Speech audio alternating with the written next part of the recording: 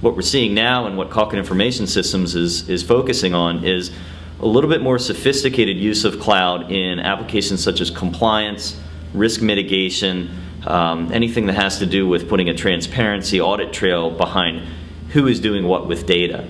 That's actually what we're presenting on at the event today for the venture capital community, is how has SaaS and cloud matured to a point where these applications such as compliance and risk mitigation can be addressed in the cloud.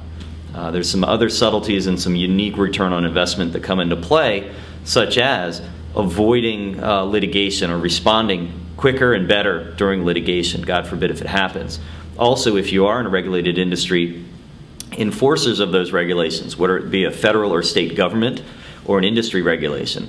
We've seen in financial services probably the most heavy enforcement of that in the last 2 years with the Enron situation in the early 2000s, Madoff scandal more recently. We've seen the government really take a strong stance on enforcement of existing regulations and moving to bring more compliance and oversight into key industries. Not just financial services, we're also seeing it with healthcare reform and medical reform, insurance, pharmaceutical, and the government itself is taking a step back and really looking at how can they bake transparency into their technology deployments.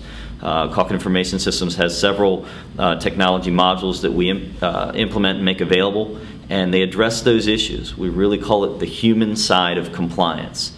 Up until now, a lot of technology had been thrown at transaction monitoring, evaluating who's doing what with data at a transaction level. But the real gaps and the challenges from a compliance perspective are when humans interact with that data, putting an audit trail behind who's doing what, when, and where in a system. And that's what we focus on.